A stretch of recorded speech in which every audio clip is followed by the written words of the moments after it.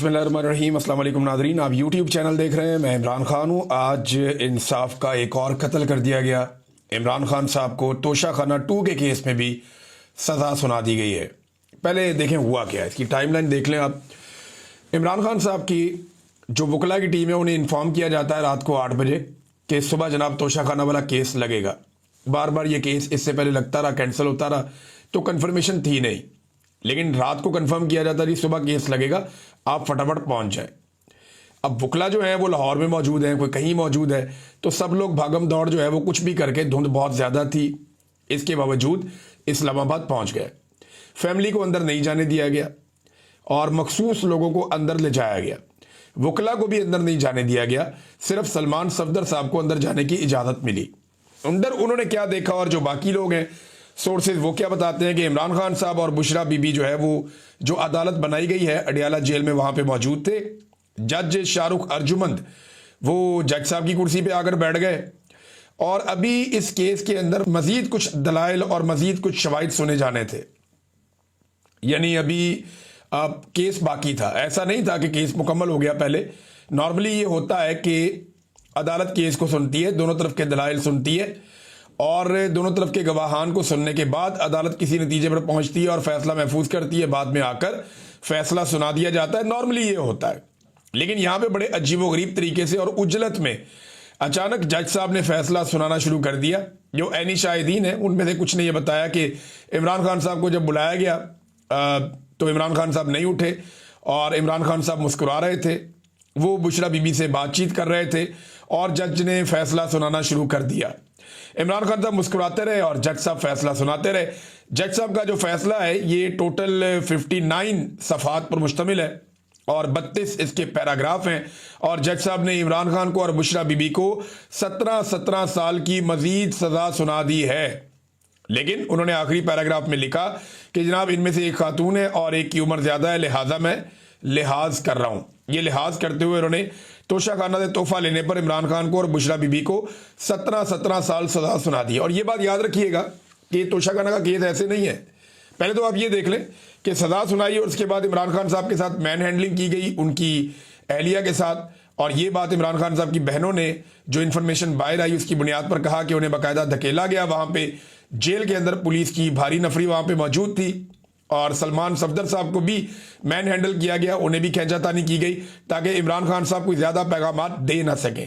इमरान खान साहब ने जो पैगाम भिजवाया उनकी बहन की जुबानी वो क्या है ये मैं आपको पहले बता देता हूं, फिर बाकी चीजें मैं आपके सामने रखता हूं।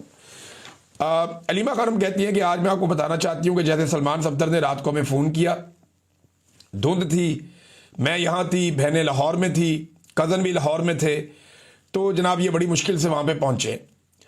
और मीडिया को तो इस बात का इल्म है, लेकिन हम अपने नाजरीन को ये बताना चाहते हैं कि यहाँ नाका लगाया हुआ था, अंदर जाने नहीं दिया।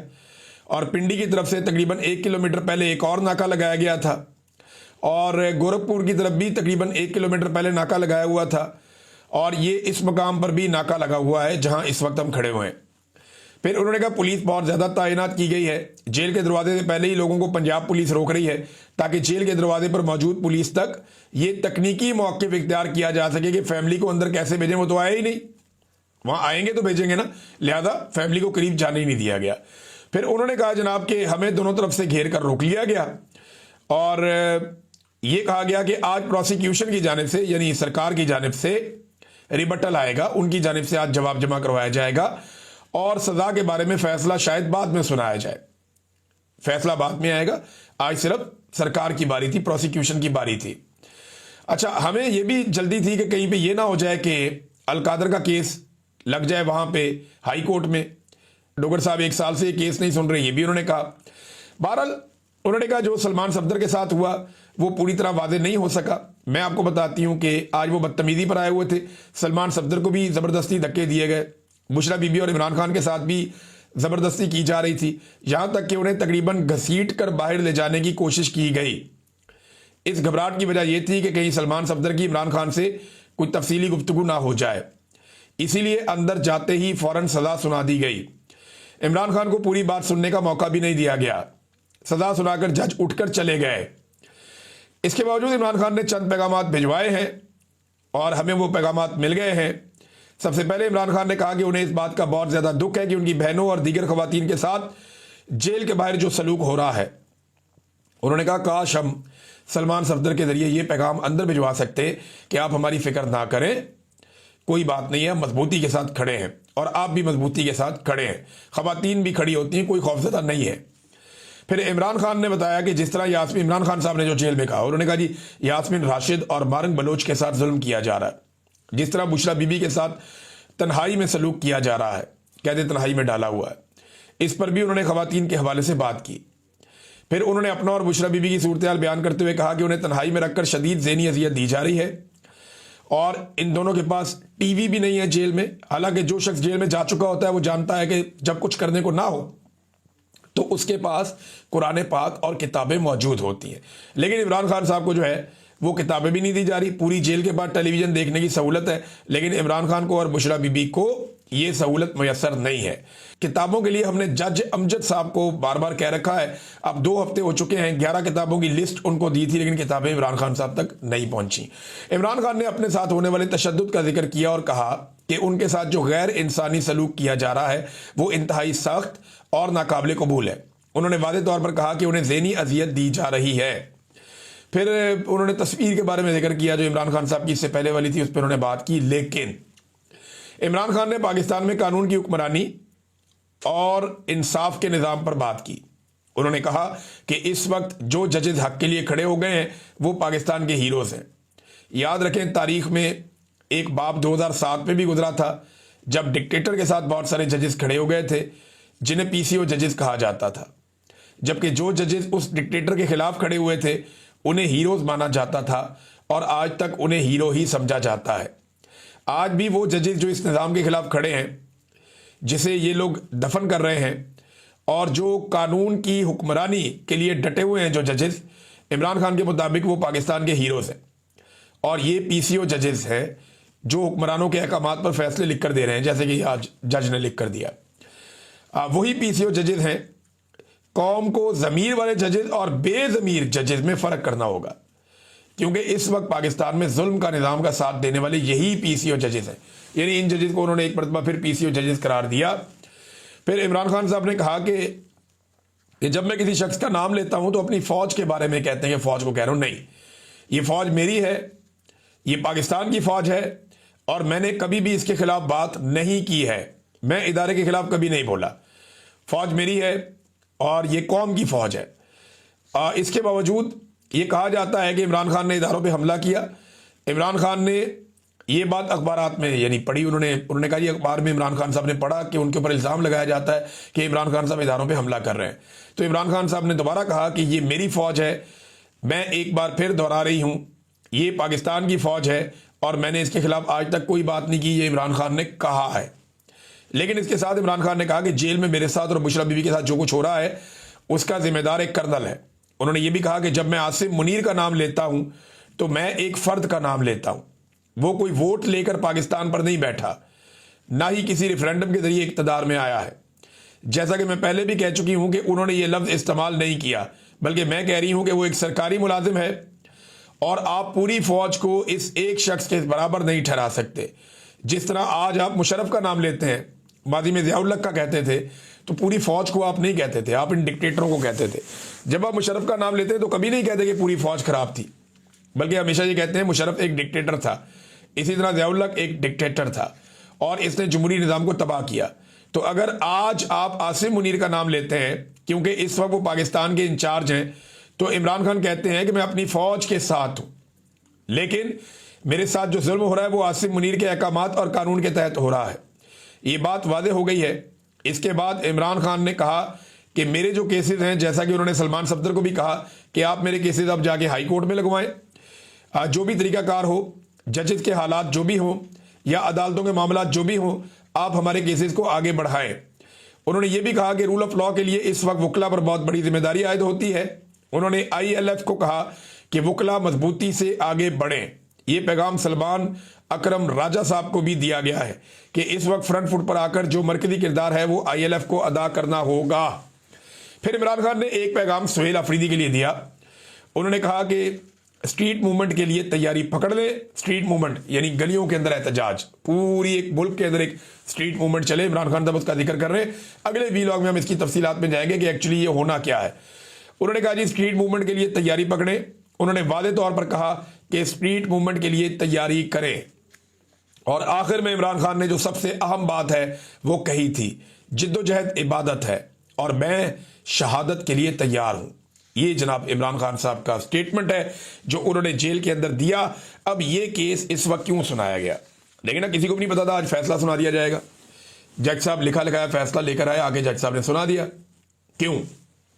ये मामला किसी और तरह भी आगे बढ़ सकता था, लेकिन पाकिस्तान में मिलिट्री एस्टेब्लिशमेंट या खास तौर पे आसिम मुनीर साहब वो ये नहीं चाहते कि इमरान खान साहब की जेल के अंदर से बातें बाहर आए। उन्होंने इमरान खान साहब को कैद तन्हाई में रखा हुआ है और एक जरिया इमरान खान साहब का होता था कि जब अदालत में केस चलता था, जो अडियाला के अंदर बनाई गई अदालत है, तो वहां पे जो बातचीत करते थे वो बाहर आ जाती थी। आज वो रास्ता भी आसिम मुनीर साहब ने बंद कर दिया। अब मुमकिन है इमरान खान साहब की जेल को शिफ्ट कर दिया जाए, क्योंकि इस्लामाबाद में इमरान खान साहब पे ऐसा कोई केस तो है नहीं जिसके लिए उन्हें लाना पड़े बार बार या जज को आना पड़े। लिहाजा ये फैसला सुना दिया गया। इस पर पाकिस्तान तहरीक इंसाफ ने अपना रद्द अमल भी दिया है और कुछ बड़ी इंपॉर्टेंट चीजें पाकिस्तान तहरीक इंसाफ ने बताई हैं। उन्होंने कहा जी ये इतनी भारी सजाएं दे दी है, सियासी इंतकाम है ये और कुछ नहीं है। ये लिखा लिखाया फैसला है जो अदालत ने लाकर सुना दिया। कोई कानूनी तकाजे पूरे नहीं किए गए और इस्तगासा के जितने गवाह थे हुकूमत की जानिब से वो झूठे साबित हो चुके हैं। ब्रिगेडियर अहमद और कर्नल रेहान इन्होंने तस्लीम किया कि तोशाखाना से लिए गए तहाइफ का मुकम्मल रिकॉर्ड और दस्तावेजात मौजूद हैं। जो एक कलीदी और बुनियादी गवाह था अदालत में मुकम्मल तौर पर डिस्क्रेडिट हो चुका है। यह केस बहुत पहले खत्म हो जाना चाहिए था। इस केस का चलना ही गैर कानूनी था। सजा सुनाना तो बहुत दूर की बात है। फिर उन्होंने कहा तोशाखाना 2 में दी जाने वाली सजा एक ही इल्जाम पर दूसरी बार सजा है, यानी इसी केस में पहले सजा हो चुकी है, अब दोबारा इसी केस में सजा सुना दी गई। और ये पाकिस्तान के फौजदारी कानून की खिलाफ वर्जी है और इसकी कोई दूसरी मिसाल पाकिस्तान में मौजूद नहीं है। वैसे जैसे इमरान खान साहब डट के खड़े हो गए, इसकी भी कोई दूसरी मिसाल पाकिस्तान में मौजूद नहीं है, तो एस्टेब्लिशमेंट जो कर रही है उसकी भी कोई दूसरी मिसाल पाकिस्तान में मौजूद नहीं है। अदालत आज़ाद नहीं थी बल्कि एक सियासी इंजीनियरिंग का आला कार बन चुकी है।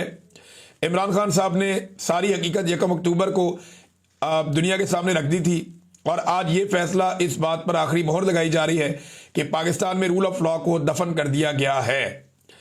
और जनाब बदनुमा तरीन एक स्याह बाब है ये फैसला। देखें यहाँ पाकिस्तान में तोशाखाना के कानून में लिखा हुआ है कि आप गाड़ी नहीं ले सकते, बाकी चीज़ें आप ले सकते हैं।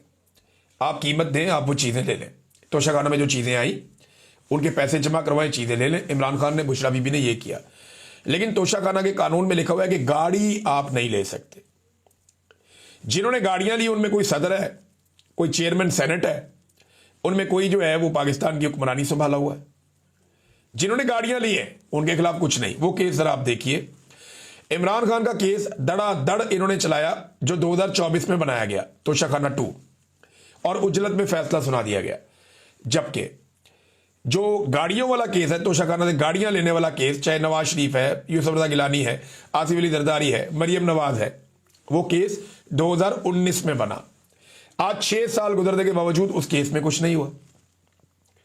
50 से ज्यादा समातें हो चुकी हैं तोशाखाना से गाड़ियां निकलवाने वाले केस में और तोशाखाना के कानून में लिखा हुआ है कि गाड़ी नहीं निकलवाई जा सकती। नैब बड़ा मुतहर्रिक था माजी में, लेकिन अब यह केस आगे ही नहीं बढ़ रहा। हो यह रहा है कि एफआईए के बाद दोनों केस गए, तोशाखाना 2 वाला भी गया और ये वाला केस भी गया जो 6 साल से चल रहा है गाड़ियों वाला। तो इसमें एफआईए ने आज तक चालान ही जमा नहीं करवाया और दूसरी जानिब जो तोशाखाना 2 है इमरान खान के खिलाफ, उसका फटाफट देखिए। सादा बात समझे, अगर आर्मी चीफ आपका दोस्त है तो आप गाड़ियां लें, गैर कानूनी काम करें, कत्ल करें, बेईमानी करें। वो जज के बेटे ने 2 लड़कियां मार दी, मसला ही कोई नहीं। अगर आप आर्मी चीफ के मफादात का तहफ़्फ़ुज़ कर रहे हैं इस मुल्क में तो मसला ही कोई नहीं, टेंशन ही कोई नहीं, कोई फ़र्क नहीं पड़ता इस निज़ाम को, वो आपको बचाएंगे। लेकिन अगर आप आर्मी चीफ की सियासत में मुदाखलत के खिलाफ आवाज़ उठाएं तो फिर ये होगा जो इमरान खान साहब के साथ हुआ है। और ये बातें सारी दुनिया अब जानती है। इसके अंदर और हम क्या करें, अब तो सिर्फ आवाम का खड़ा होना बाकी है। अगर किसी को लगता है ना कि इस निज़ाम से उसे पहले कोई उम्मीद थी, तो ये उम्मीद तो बहुत पहले ख़त्म हो जानी चाहिए थी। इमरान खान साहब जाते जाते वो आखिरी जुमला बोल गए जिसके अंदर सारी हिकमत है। उन्होंने कहा जी जिद्दोजहद इबादत है और मैं शहादत के लिए तैयार हूं, ये इमरान खान साहब ने कहा है। नाज़रीन, कुछ चीज़ों से तवज्जो भी हटाई जा रही है। लेकिन इमरान खान साहब को अब हो सकता है उनकी जेल को भी शिफ्ट कर दिया जाए, उनके ऊपर मजीद सख्ती की जाए, उन्हें कहते तन्हाई में डाल दिया जाए, क्योंकि आसिम मुनीर साहब को इस वक्त अमेरिका का आशीर्वाद हासिल है और अमेरिका के लिए वो दिन रात काम कर रहे हैं। देखिए, अभी वो कई ममालिक के दौरे करके आए, अब दोबारा से वो लिबिया गए हैं। लिबिया जाकर उन्होंने मुलाकात की, जो लिबिया का हुक्मरान है वहाँ पे फील्ड मार्शल, लिबिया का फील्ड मार्शल खलीफा बिल कासिम हफ्तर, उससे मुलाकात की। अच्छा, ये ऐसा बंदा है जिसने गद्दारी की थी कर्नल कज़ाफी से, जो लिबिया का हुक्मरान था, वो भी वहाँ पे फील्ड मार्शल बना हुआ है और ये भी फील्ड मार्शल है। दो फील्ड मार्शल आपस में मिले हैं लिबिया में। एक्चुअली आसिम मुनीर साहब ट्रंप को खुश करने के लिए, या जो ट्रंप का मंसूबा है उस पर अमल दरामद करने के लिए, ऐसा लगता है फौज इकट्ठी कर रहे हैं और मुख्तलिफ जगहों पे जाकर फौज के लिए कंसेंसस पैदा कर रहे हैं। ये जो खलीफा बिल कासिम हफ्तर है ना, इसका बेटा है, उसका नाम है लेफ्टिनेंट जनरल सद्दाम खलीफा हफ्तर।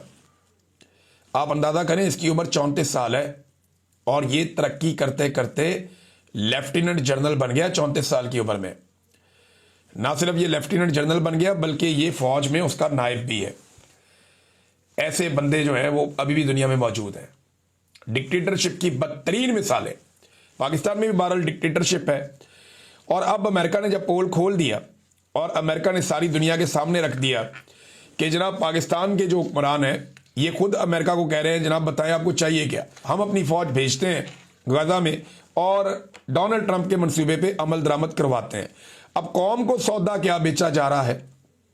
कौम को सौदा बेचा जा रहा है कि हम फलस्तीनी अवाम की खिदमत के लिए फौज भेज रहे हैं। भाई, फौज लड़ने के लिए होती है। राणा सनाउल्लाह साहब कह रहे हैं कि ये जाएगी फौज, जाके फलस्तीनी अवाम की खिदमत करेगी। फौज खिदमत के लिए ट्रेंड ही नहीं होती, फौज तो लड़ने के लिए ट्रेंड होती है। ये तो लड़ सकती है, या ये जाके इसराइल से लड़ेगी या ये जाके हमास से लड़ेगी। वहां दो ही कुव्वतें हैं, दोनों में से किसी एक कुव्वत से फौज को लड़ना पड़ेगा। खिदमत के लिए आपने भेजना है तो आप डॉक्टर भेजें, नर्सें भेजें, जो खिदमत करने के लिए फलाई इदारों के कारकुन हैं आप उनको भेज सकते हैं, रेस्क्यू वाले हैं उनको भेज सकते हैं। मुझे आप ये बताएं ना, सादी सी बात है कि क्या ट्रंप के मंसूबे में किसी जगह पे ये बात शामिल है कि ये खिदमत करने जाएंगे? देखिए, आलमी इस्तेहकाम फोर्स ये गजा को कंट्रोल करेगी और हमास को गैर मुसल्लह करेगी। गजा से इसराइल के लिए खतरात को कम करेगी, इसराइल की सरहदों की हिफाजत को यकीनी बनाएगी। इसराइल और हमास में लड़ाई की सूरत में ये हमास को रोकेगी, इसराइल को नहीं रोकेगी। ये सादी सादी बात है, ये सारी दुनिया को पता है। और इसके लिए फौज इकट्ठी कर रहे हैं पाकिस्तान के फील्ड मार्शल आसिम मुनीर साहब, और ये फौज इकट्ठी करेंगे और गजा के अंदर फौज लेकर जाएंगे। पाकिस्तान की अपनी ख्वाहिश है कि वो वहां पे एक लीडिंग रोल के अंदर रहे। डोनाल्ड ट्रंप से मुलाकात से पहले मुझे ऐसा लगता है कि आसिम मुनीर साहब चंद ममालिक की फौज को कायल कर लेंगे, जो डिक्टेटर टाइप के मुल्क है ना, जो अपनी फौज देने के लिए तैयार भी हो जाएंगे। किसी से 1000, किसी से 2000 फौजी लेकर, और अच्छे खासे पैसे मिलेंगे इन फौजियों को और इनकी फौजों को, और ये अच्छा खासा पैसा कमाएंगे, क्योंकि कुछ लोग पैसा खर्चेंगे, कुछ लोग अपनी फौज लेकर जाएंगे। क्योंकि इसराइल की हिफाजत को यकीनी बनाना डोनाल्ड ट्रंप की प्रायोरिटी है। इसराइल के ऊपर किसी किस्म की आंच ना आए, इसके लिए डोनाल्ड ट्रंप किसी भी लेवल तक जाएंगे। और डोनाल्ड ट्रंप पूरी कोशिश कर रहे हैं कि एक मुसलमान फौज इकट्ठी करके इसराइल की हिफाजत के ऊपर मामूर की जा सके और हमास को हमेशा के लिए गैर मुसल्ला भी किया जाए, एलिमिनेट भी किया जाए और गजा से बेदखल भी कर दिया जाए। तो इसके लिए उन्हें एक फौज चाहिए, और ये फौज आसिम मुनीर साहब ऐसा बाज़ाहिर दिखाई देता है, जो वो भाग दौड़ कर रहे हैं वो एक फौज बना रहे हैं। इमरान खान साहब इनके रास्ते की एक रुकावट है, लेकिन जब ये बहुत खुश कर देंगे डोनाल्ड ट्रंप को, तो उसके बाद ये रुकावट भी कुछ हद तक दूर हो जाएगी। पाकिस्तान की आवाम के पास वाहिद एक रास्ता है कि वो एक मूवमेंट खड़ी करे और एक बड़ी तहरीक खड़ी करे डिक्टेटर के खिलाफ, जैसे खड़ी की जाती है, और उसके नतीजे में मौजूदा निज़ाम को लपेट कर एक कानूनी और आईनी शक्ल में इंतखाबात के जरिए से नई हुकूमत आए। क्योंकि पिछले इंतखाब का जो इन्होंने हाल कर दिया है उसके अंदर तो अब ऐसा लगता नहीं है कि वापसी हो सकेगी। DGISPR के बारे में खबर आई, दावा यह किया गया कि वो कॉमसेट यूनिवर्सिटी गए और उन्होंने वहां का दौरा किया। वहां जाके अपनी तकरीर के शुरू में ही उन्होंने इमरान खान को ज़हनी मरीज कह दिया। अब इसके ऊपर तलबा ने बड़ा सख्त रद्द अमल दिया। वहां पे लोगों को डर नहीं लगता ना, नौजवान बोलते हैं, वो बताते हैं, उन्होंने कहा जी आप पाकिस्तान के सबसे मकबूल पॉलिटिकल लीडर को कैसे आप इस तरह के अल्फाज से बुला सकते हैं। अब ये खबर जनाब वायरल हो गई है और इस हवाले से बहुत सारे लोग दावा कर रहे हैं कि डीजी ISPR जब तशरीफ लेकर गए और जब वो वहां पहुंचे कॉमसेट यूनिवर्सिटी में तो उन्होंने इमरान खान साहब को ज़हनी मरीज कहा। अब इमरान खान साहब आसिम मुनीर को ज़हनी मरीज कहते हैं, लेकिन इस पे तलबा ने बड़ा सख्त रद्द-ए-अमल दिया और डीजी ISPR को कहा कि आप इस कौम के सबसे मकबूल लीडर को कैसे इस तरह से मुखातिब कर सकते हैं। अंदाजा करें नाजरीन कि ये इस वक्त लेवल आ चुका है। कौमी कॉन्फ्रेंस जारी है इस्लामाबाद में, उसके हवाले से तफसीलात आ रही हैं। नेक्स्ट वीलॉग में आपके साथ शेयर करूंगा। अब तक के लिए इतना ही, अपना ख्याल रखिएगा, अपने इस चैनल का भी। अल्लाह हाफिज़।